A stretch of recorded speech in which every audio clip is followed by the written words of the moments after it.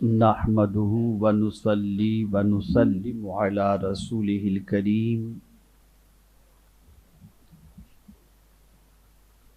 أما بعد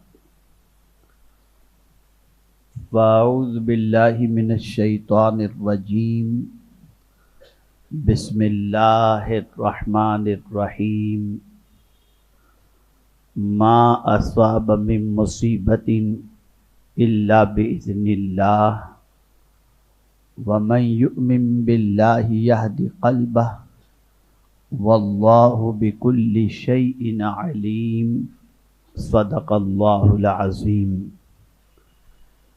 الصلاة والسلام عليك يا رسول الله الصلاة والسلام عليك يا حبيب الله الصلاة والسلام عليك يا نبي الله الصلاة والسلام عليك يا نور الله وعلى آلك وأصحابك يا حبيب الله صلی اللہ تعالی علیہ وسلم۔ میرے پیارے آقا صلی اللہ تعالی علیہ وسلم کے پیارے دیوانوں، آپ اچھی طریقے سے اس بات سے واقف ہیں کہ اس وقت پوری دنیا میں ایک بڑی تعداد انسانوں کی اور اس میں بھی خاص طور پر مسلمانوں کی بہت ساری تکلیفوں کے اندر گرفتار ہے۔ عام طور پر تکلیف اور مصیبت میں گرفتار مسلمانوں کو دیکھ کر کبھی کبھی انسان یہ کہنے پر آمادہ ہوتا ہے کہ شاید اللہ عز و جل ان سے ناراض ہے، اس لیے انہیں مصیبتوں میں گرفتار کیا اور یہ تکلیفوں کی وادیوں سے گزر رہے ہیں۔ ہم میں کہ بہت سارے لوگوں کے سامنے ایسے افراد آتے ہیں جو کئی مصیبتوں میں گرفتار ہوتے ہیں۔ وہ مسلمان ہوتے ہیں، نیک نمازی بھی ہوتے ہیں، پرہیزگار بھی ہوتے ہیں، گناہوں سے بچنے والے بھی ہوتے ہیں، لیکن انہیں مصیبت آتی ہے۔ اور بہت سارے عبادت گزار مسلمان مصیبتوں کی وجہ سے یہ کہتے نظر آتے ہیں کہ یار جو لوگ گناہ کرتے ہیں وہ بڑے مزے میں ہیں، ہم لوگ سیدھے راستے پر چل رہے ہیں تو مصیبتیں ہمارے دروازے پر دستک دیتی ہیں۔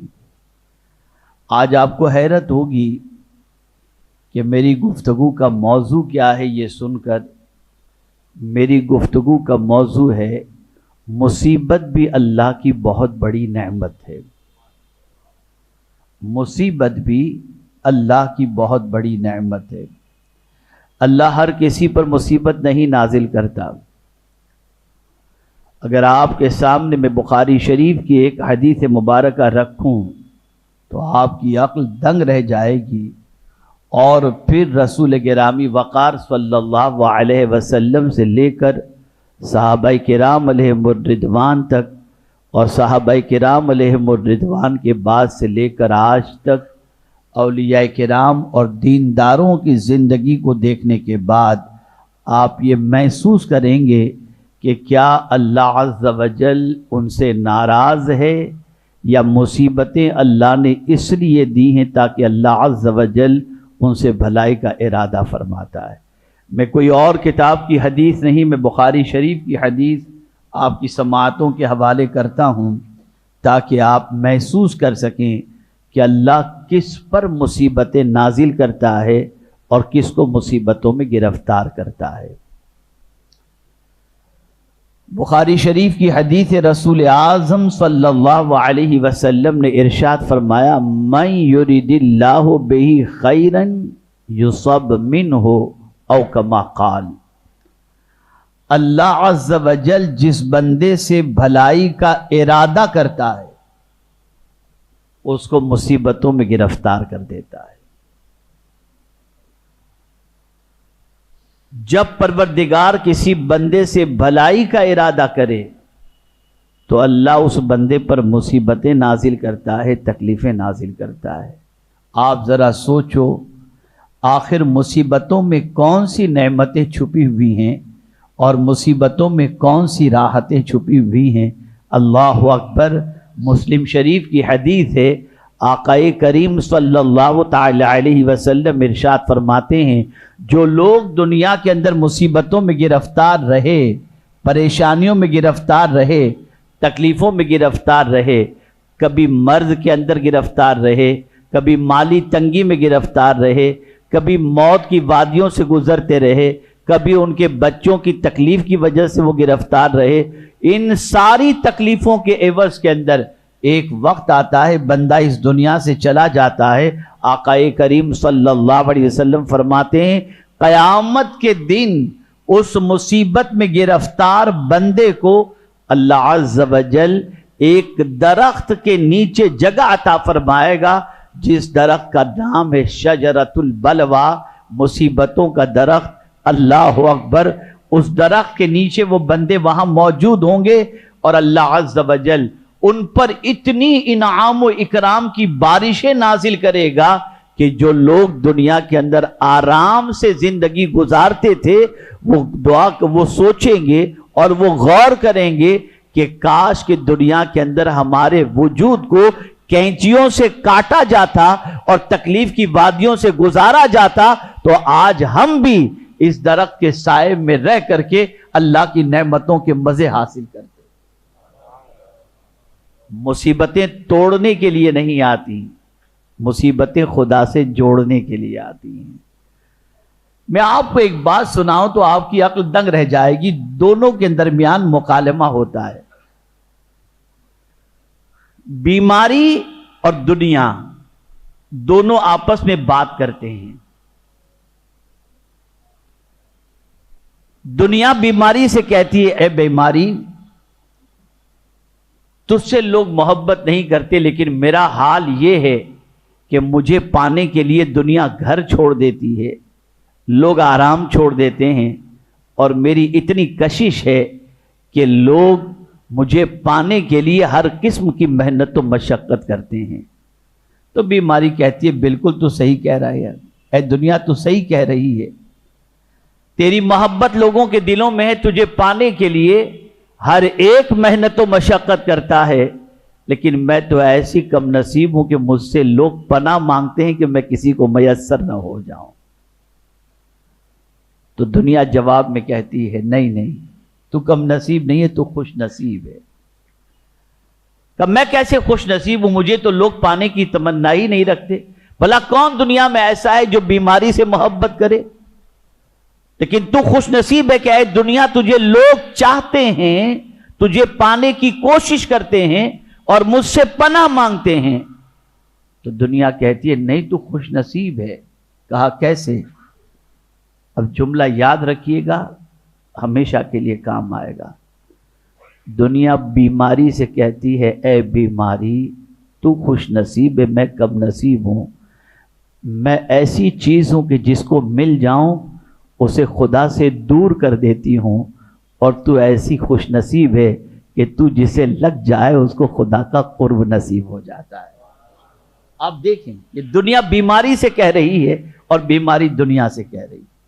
میرے پیارے آقا صلی اللہ علیہ وسلم کے پیارے دیوانوں، آپ ذرا دیکھیں جتنی مصیبتیں اللہ عز و جل عطا فرماتا ہے، ان مصیبتوں کا عوض، ان مصیبتوں کا صلہ، ان مصیبتوں پر صبر کا بدلہ اللہ نے جتنا رکھا ہے وہ کسی اور نیکی کے عوض کے اندر نہیں رکھا۔ اور مصیبتوں پر اگر کوئی صبر کر لے تو اللہ عز و جل اس صبر کرنے والے کو وہ مقام عطا کرتا ہے جس مقام پر آدمی عبادت کر کے نہیں پہنچ سکتا، اسی کو قرآن نے مینشن کیا ہے، وَمَا يُلَقَّاهَا إِلَّا الَّذِينَ صَبَرُوا وَمَا يُلَقَّاهَا إِلَّا ذُو حَظٍّ عَظِيمٍ۔ بہت سارے ایسے ہیں جنہیں کوئی مرتبہ نصیب ہوتا ہے تو قسمت کی وجہ سے نصیب ہوتا ہے، یا صبر کی وجہ سے اللہ انہیں وہ عزت اور مرتبہ عطا فرماتا ہے۔ دو واقعات آپ کے سامنے عرض کروں۔ بے قصور تھے حضرت یوسف علیہ السلام، بے قصور تھے، کوئی ان کا جرم نہیں، اور انہیں 7 سال یا 9 سال کی جیل ہوئی، انوسنٹ، بالکل بے قصور، قید و بند کی صعوبتیں برداشت کر رہے ہیں، لیکن ایک حرف شکوہ اپنی زبان پر نہیں کہ میں، جسے قرآن نے صدیق بھی کہا، یوسف ایھا الصدیق، ایسے سچے، لیکن بے گناہ تھے، بے گناہی کے باوجود انہیں کئی سالوں تک جیل میں رہنا پڑا، لیکن جیل میں رہتے ہوئے بھی صبر کا دامن اور اللہ کا شکوہ، صبر کا دامن تھاما، اللہ کی شکایت نہیں کی۔ تو اب یہ مصیبت نعمت بن کر کے آ گئی۔ سیدھا جب قید سے رہائی ملی تو وہی یوسف جو 7 یا 9 سال تک قید میں تھے، قید سے چھٹتے ہی فوراً مصر کے تخت پر جا کر کے اللہ نے انہیں بٹھا دیا۔ حضرت بلال کو دیکھو، مکے کی گلیوں کے اندر گھسیٹے جاتے تھے، مکے کے اندر ان سے کہا جاتا کہ تم اللہ کو ماننا چھوڑ دو ورنہ تمہیں ایسی سزا دی جائے گی کہ تم زندہ رہو گے تو تڑپتے تڑپتے زندہ رہو گے۔ کیا جرم تھا حضرت بلال رضی اللہ تعالیٰ عنہ کا؟ بس ایک ہی جرم تھا، وہ اللہ کو ایک مانتے تھے اور حضور صلی اللہ علیہ وسلم کی غلامی کا دم بھرتے تھے، لیکن اس کے عوض کے اندر حضرت بلال رضی اللہ المولا تبارک و تعالی عنہ کو گرم ریت پر گھسیٹا جاتا، انگاروں پر لٹایا جاتا۔ آج میں آپ سے پوچھنا چاہتا ہوں، دنیا کی تھوڑی سی مصیبت کے عوض کے اندر تھوڑی سی روزی میں تنگی آ گئی تو آدمی ڈرگ سپلائی کرنا شروع کر دیتا ہے، حرام کاروبار کی طرف چلا جاتا ہے، سودی کاروبار کی طرف چلا جاتا ہے اور کہتا ہے میرا گزارا کیسے ہوگا، اور آدمی حرام راستہ اختیار کر لیتا ہے۔ میں پوچھنا چاہتا ہوں، حضرت بلال رضی اللہ المولا تبارک و تعالی عنہ کو گرم ریت پر گھسیٹا جا رہا تھا اور ان سے کہا جا رہا تھا ایک اللہ کو ماننا چھوڑ دو، دامن محمد صلی اللہ علیہ وسلم چھوڑ دو ورنہ تم زندہ تو رہو گے لیکن تڑپ تڑپ کر کے تمہیں زندگی گزارنی پڑے گی۔ حضرت بلال نے مصیبت برداشت کی اور گرم ریت پر اور انگاروں پر بھی کہتے رہے احد احد احد، میرا اللہ ایک ہے، میرا اللہ ایک ہے، میرا اللہ ایک ہے۔ آپ ذرا سوچیں، بظاہر انسان یہ سوچتا ہے جیسا کہ آج کے دور میں بھی مسلمان سوچتے ہیں۔ ابھی تازہ ترین واقعہ میں بتاؤں، میں بھروچ میں تھا، مجھ سے ایک ہماری تحریک کے ذمہ دار نے، ہم لوگ بیٹھے ہوئے تھے، ایک نوجوان بیٹھا ہوا تھا جو کہہ رہا تھا کہ میرے لیے دعا کریں کہ اللہ عز و جل کوئی اچھی لڑکی عطا کر دے۔ تو میں نے کہا یار تم پڑھے لکھے ہو، تم کو لڑکی کیوں نہیں مل رہی؟ تو ہمارے ساتھی نے جواب دیا کہ حضرت اس کی وجہ سے ایک بہت اچھی دیندار فیملی کے اندر بھی جب رشتے کی بات کی گئی تو لڑکی کہتی ہے میں شادی تو کر لیتی اس سے لیکن اس کے چہرے پہ داڑھی ہے۔ یہ حال ہے ہمارا، اور اسے دیکھ کر آدمی سوچتا ہے کہ دین سے رابطہ کم کر دو، دین سے تعلق کم کر دو، ورنہ بہت ساری مصیبتیں آئیں گی، بہت ساری تکلیفیں آئیں گی۔ میں آپ سے پوچھنا چاہتا ہوں، حضرت بلال کی کو جو تکلیف تھی کیا ویسی تکلیف ہمیں ہے؟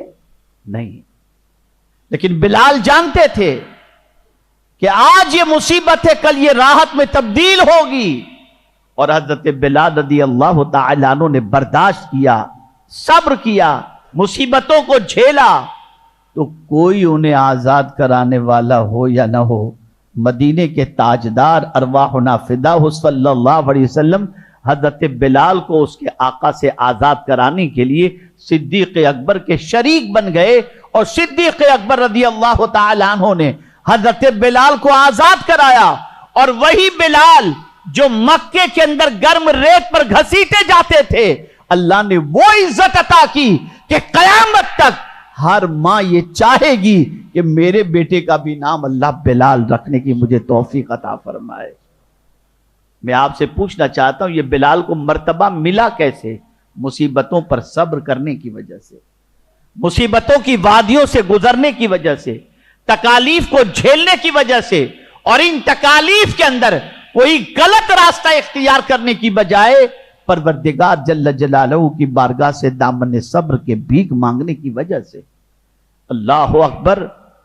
آپ ذرا سوچو، بہت ساری اچھی آواز والے دنیا میں تھے، بہت سارے اچھے رنگ والے بھی دنیا کے اندر موجود تھے، لیکن قربان حضرت بلال کی عظمت پر کہ وہ اذان نہ دیں تو صبح نہیں ہوتی تھی۔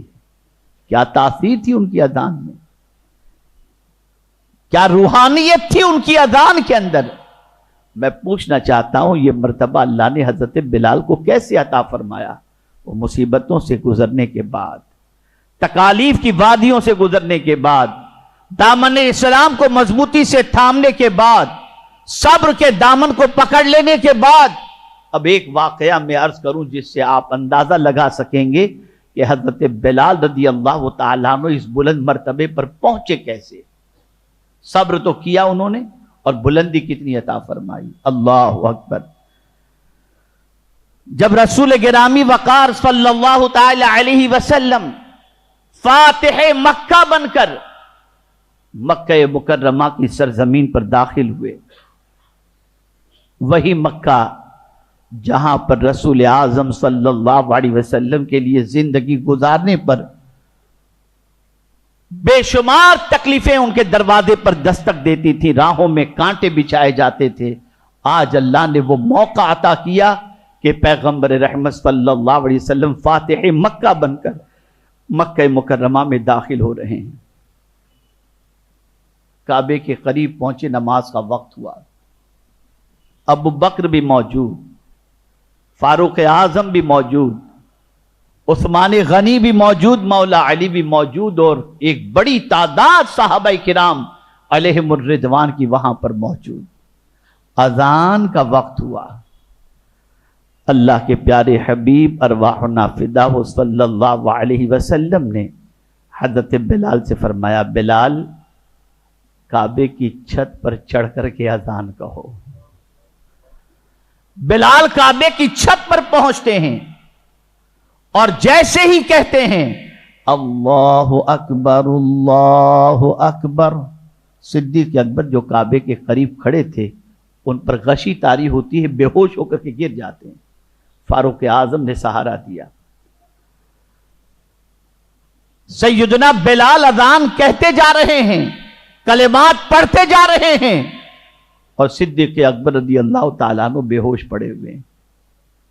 اذان مکمل ہوئی، فاروق اعظم رضی اللہ تعالیٰ عنہ نے صدیق اکبر کو کسی طرح ہوش میں لانے کی کوشش کی۔ جب ہوش میں آ گئے، اب سنیے فاروق اعظم نے کیا پوچھا۔ عرض کرتے ہیں، ابو بکر اذان تو پہلی بار تم نے بلال سے نہیں سنی، بلال تو اس سے پہلے بھی اذان کہتے تھے، لیکن آج بلال کی اذان سن کر تم پر غشی کیسے طاری ہو گئی، تم بے ہوش کیوں ہو گئے؟ جواب سنیے صدیق اکبر کا، ارشاد فرماتے، عمر تم بھی اپنے قبیلے کے بڑے ہو، میں بھی اپنے قبیلے کا بڑا ہوں، عثمان بھی اپنے قبیلے کے ذمہ دار ہیں، علی بھی اپنے قبیلے کے ذمہ دار ہیں، اور بھی بہت سارے یہاں پر موجود ہیں، لیکن میں حیران ہوں یا اللہ کہ ہم اور تم کعبے کے قریب کھڑے ہیں اور بلال اتنا خوش نصیب ہے کہ کعبہ خود بلال کے قدموں کو چوم رہا ہے۔ حضرت بلال کعبے کی چھت پر تھے نا، تو قدم کعبے کے اوپر تھے، تو بلال کتنا خوش نصیب ہے کہ بلال کے قدموں کو کعبہ چوم رہا ہے۔ اے ابو بکر، یہ مرتبہ بلال کو اللہ نے اس لیے عطا کیا کہ بلال نے مصیبتوں پر صبر کیا اور مصطفیٰ پیارے کی محبت سے اپنے دل کو منور و مجلہ کر